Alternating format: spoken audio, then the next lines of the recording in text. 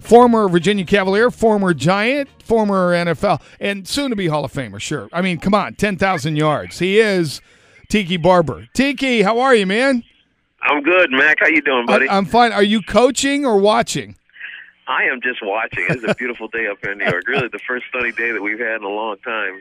My boy is up here chasing. My youngest son is up here practicing in Central Park. I'm just enjoying the day, having a chat with you. It couldn't be better. That's great. I appreciate that. Is he any good? He's getting there. He just turned 7. I honestly don't think he has a lot of interest in baseball. He's just doing it because it's something to do. But we'll see how he goes when he gets older. Sometimes you play these sports when you're young, and you don't even have an interest. But you get older, you find something else that fits your passion. Absolutely. Well, hey, it was great to catch up with you. And I knew in March, the minute you declared, and everybody in the world had an opinion about you coming back, and the Giants and everybody, there was no way I was going to reach you. And I finally went through Lo Davis, so I know you know. And I said, I said, Lo, look, I know Tiki's number is probably hard to get, but I said I would love to get Tiki on the show, so we appreciate you taking a few minutes and watching a little baseball up there. Tiki, what prompted the decision? Why go back to the NFL? You know what, Mac? I've been mulling this since the day I retired, really, and a couple of months into the season in '07. That's the season I first stopped playing. I got a call from the Bucks. They wanted to maybe do something with me, but it wasn't the right time for me. I had so many other things going on in the media world and other businesses that I was looking at that I had burned myself out of football and had lost the passion for it, and I needed to be away from it. And so it wasn't right. But over the years, going to different games and seeing the Super Bowl, covering the Super Bowl both for NBC but Yahoo Sports, I realized that I missed that stage. And when it really came to a head was last season. I went down and covered my brother twice when the Bucks played the Ravens in Baltimore, and then when they played the Skins in Maryland, D.C. And I got to hang out with him and his coach. He has a young coach, he's 34 years old, Raheem Morris, younger than us, actually. And I just saw how much fun he was having, not just on the field, but just being around those guys. And ever since I retired, that was the one thing I've always missed, is having that camaraderie, having that team situation, and then going out and doing something. You can't find a greater thrill than playing on Sunday afternoon. Well, when you retired, and I read the Gruden story today, and I thought the Gruden story was great, because when you retired, I want you to tell that story, that how Gruden kept calling your agent. He was doing everything he could to try to get you in a Tampa Bay uniform. He was, because John had lost a Cadillac. I think blew out his patella tendon, and then I forget who the other running back was. They didn't have any running backs. They had to resort to Ernest Graham, who was technically their fullback, who ended up having a good season. But John needed somebody. Because the one thing that was missing was a reliable run presence for his team. And I kept getting these these calls from Lepp, who was my manager, not actually my agent, just my manager, because John and Lepp had a friendship. Tiki, come down. We need to talk. Come down. I need to get you back on the field. Tiki, if I walk in the locker room with you, this will push my team to the next level, type of thing. And it was tempting. It really was. But at the end of the day, my heart just wasn't in it, and I couldn't see myself strapping on the shoes again. When you retired, Tiki Barber, a guest on the Mountain Dew Hotline from New York, sitting at his son's baseball practice. And Tiki, when you made the decision, and I know it's your decision, you got family, your mom, a lot of people that you trust, your agent, your man. But did you have a conversation with Ron? Did you call Ron and say, Ron, should I do this? In other words, did you ask Ron, should I tackle this? When I originally retired, or when I came back? When you retired and then thinking about coming back. Well, when I originally retired, I think most people who knew me well knew that I was burning out. And a lot of it had to do with emotional connections that I had with the Giants.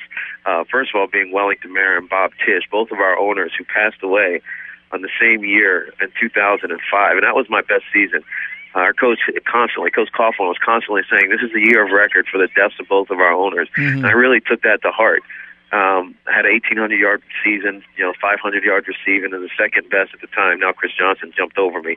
So it's the third best all-purpose yardage mark in the history of the NFL. And that season really meant something to me. We went to the playoffs that year against the Carolina Panthers and just played atrociously. And I looked at myself. I looked at, the situation that I was in and said, I don't know if I love this anymore. For all this work that we put in, we get bounced in the first round. And that's when I first started to lose it. And after a couple of seasons of not getting very far in the playoffs, I decided that I needed to go do something else. Well, and you were trying to be so honest, that whole Giants thing too. And you're trying to be honest with the media. You're trying to explain things, and I think you got torched a couple times, didn't you? Oh, I got snowballed here in New York, but that's New York. You can't expect anything different.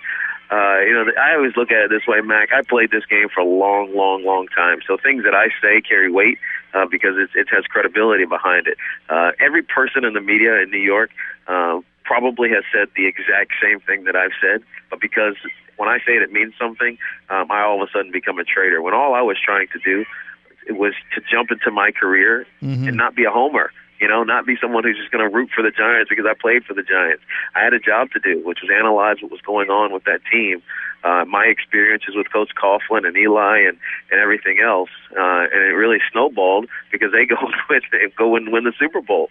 And a lot of things conspire to have for that to kind of fall poorly my way. But it's life. You deal with it, you go through it, and you keep going forward. Tiki Barber, our guest, Mountain Dew Hotline from New York. And, so now with the lockout, and of course, we read all the reports. The Giants are saying, hey, we're going to release you, or, we don't really want you back in the Giants uniform. Where are you looking? Can you talk? Can you even talk? Can your agent, manager talk? No, we really can't. There's been intimations and, I think people, throwing interest out for years. And the unfortunate thing is once the lockout happened, we couldn't talk to anybody anymore. I had a good conversation with Jerry Reese, who's the general manager of the Giants right before the lockout happened, and he said, "You know what, Tiki, I believe that you can do this. I believe that you can do this. I believe in you. I wouldn't bet a quarter against you. And whenever we can make the transaction to release you, we'll do it. And good luck." So it's not adversarial as it's probably been reported. It's actually kind of cordial, our parting when it actually happens. But I can't talk to teams right now. One, because I'm still under contract with the Giants, so it'd be tampering. And two, because we're in a lockout and nobody can talk to any organization. I know you can't say, I know you can't list a team or can indicate that, and I'm not going to ask that question. Yeah. But what style would you, where would you like to go? What style would fit you right now at this age? Well, I think it could be anything, to be honest with you. I got on the field today with Greg Olsen, who's a tight end. Greg Olsen's brother, who's a tight end for the Chicago Bears. His brother's a sophomore up at Wayne Hills High School. Big kid, big arm, and ran around for the first time making cuts and catching passes and things of that nature. And I felt really, really young.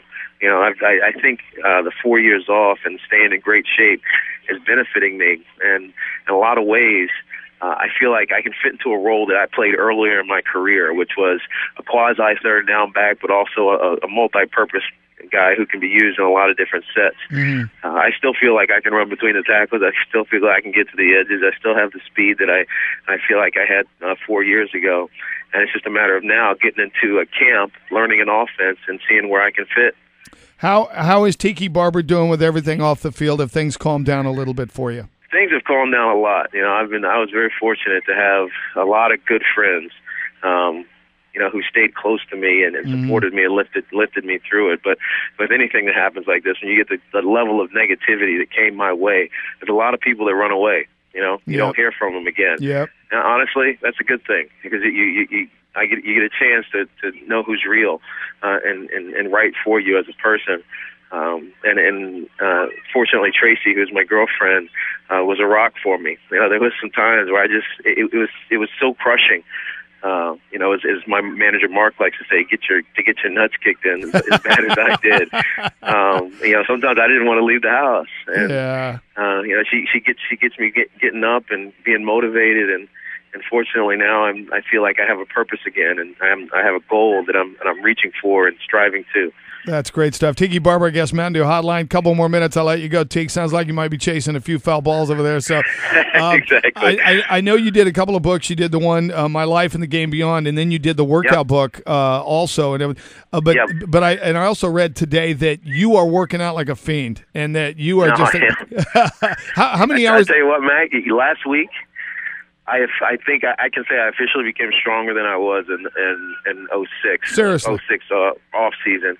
I was deadlifting, and my previous personal best was 530 pounds, and I was sitting there with my trainer. He's been pounding me for 2 months now, just getting me strong as I've ever been. And how about that? I said, Joe, let's try to set a record today. So I put 540 on the deadlift bar, and I did it off a box, which is actually harder. And I was able to pull it. And it's a great sense of accomplishment when emotionally and confidence-wise, you feel like you're right back where you were. Yeah, 540 deadlift. I know it, man. Yeah, it's the benefit of working with a powerlifting coach. It's a lot of people don't understand what it takes to play the running back position in the NFL. It's about being fast, and yes, it's about being agile and being able to miss, but you get pounded on every play that you're in there, because if you're not running the ball, you're blocking. If you're not blocking, then you're out in the route. You're always going to get hit. If you don't build your muscular strength and your joints to sustain that, you'll never make it through the season. Tiki, can you take us inside real quick, the lockout in the NFL, and how is this thing going to get done, and will it get done? I mean, do you feel pretty confident about it? I'm confident it'll get done. The one thing that's holding everything up right now is the 8th Circuit Court of Appeals in St. Louis hasn't ruled on whether or not to continue the temporary stay, which means that the lockout is back in place. Just as an aside, the lockout was actually good for me because it allowed me to be able to work with my guy and get strong and powerful without having to report to a camp. But I think it'll get worked out. I think there's too much money at stake here. Mm-hmm. Both from a player perspective, because a lot of these guys, this is their only way to make a living, at least at this point in their careers. I think from an ownership perspective as well. Some of these teams have some big stadiums to pay for. They got some big bills, personnel-wise within the organization. I'm not talking about players, but infrastructure within the organizations that they still have to pay for.